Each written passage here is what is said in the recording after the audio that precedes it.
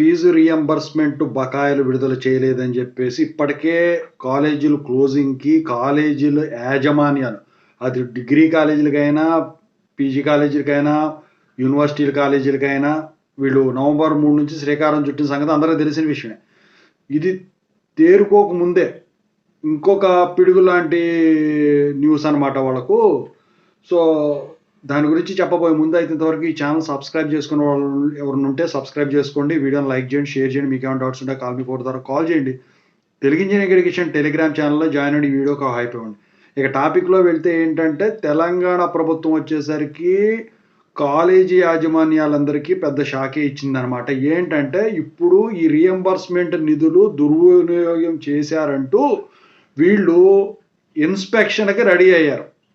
అంటే అధికారులు, విద్యాశాఖ అధికారులందరూ కూడా, అది కూడా పోలీసుల సమక్షంలో ప్రతి కాలేజీని తనిఖీ చేయాలని చెప్పేసి ఆదేశాలు ఇవ్వటం అయితే జరిగిందనమాట.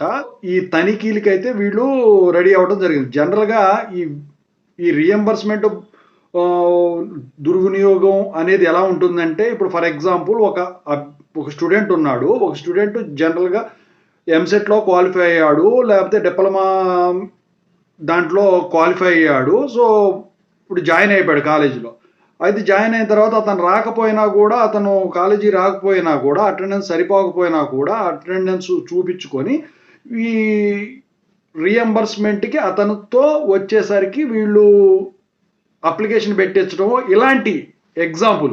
సో, ఇలాంటివి వాళ్ళ దగ్గరకు వచ్చినప్పుడు ఇలాంటి తనిఖీలు చేయటం అయితే జరుగుతుంది జనరల్‌గా. అయితే కాలేజీ యాజమాన్యాలు వచ్చేసరికి దీనికి ససేమిరా అంటున్నాయి. ఏంటంటే ముందు పాత బకాయిలైతే మాకు విడుదల చేయండి. మేము చేయొద్దనట్లేదు. తనిఖీలు చేయొద్దనట్లేదు. కానీ పాత బకాయిలు విడుదల చేసిన తర్వాతే ఈ కార్యక్రమం అనేది పెట్టుకోండి. ముందు తనిఖీలు, ఆ తర్వాత బకాయిలంటే ఎలా అని చెప్పేసి వీళ్ళు గొడవ చేస్తా ఉన్నారు. ఏది ఏమైనప్పటికీ ఇది చిరిగి గాలివానలాగా పాకేలా ఉందన్నమాట. మొత్తానికైతే ప్రభుత్వం తరపు నుంచి ఈ తెలంగాణ కాలేజీలు అన్నిటికీ కూడా ఇది ఒక బిగ్ షాక్ న్యూసేననమాట. మరి ఇది గనక 2 వైపులా గనక పట్టు బిగించుకొని ఉన్నట్టయితే, ఇప్పుడు తనిఖీల్లో గనక దొరికితేనేమో కొన్ని కాలేజీలు ఏవైతే అలాంటి పనులు చేస్తున్నారో అవి నడుస్తాయి. కానీ ఈ రీయింబర్స్‌మెంట్ అనేది అంతవరకు రద్దు చేయడం జరుగుతుంది. మామూలుగా జనరల్‌గా చెప్తున్నాను. ఇదే జరుగుద్దని కాదు. ఇక తనిఖీలు జరగకుండా బకాయిలు గనక విడుదల కానట్టయితే కాలేజీలు నడపటం అన్ని కాలేజీలకి కష్టమైపోతుంది. నవంబర్ 3 నుంచి వీళ్ళు మూసేసే పరిస్థితులు.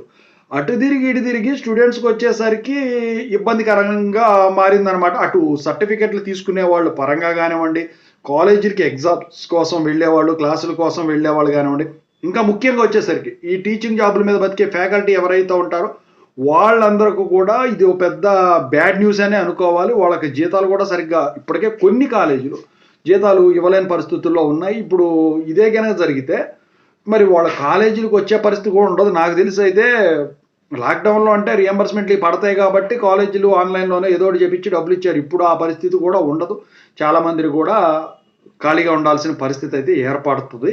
మరి దీనికి సంబంధించిన తదుపరి అప్డేట్ ఏంటని త్వరలో మనకు తెలుస్తుంది. మీకు ఎప్పటికప్పుడు అప్డేట్ ఇస్తాను. మొత్తానికైతే ఇది తెలిసినంత వరకు చెప్పడం అయితే జరిగింది.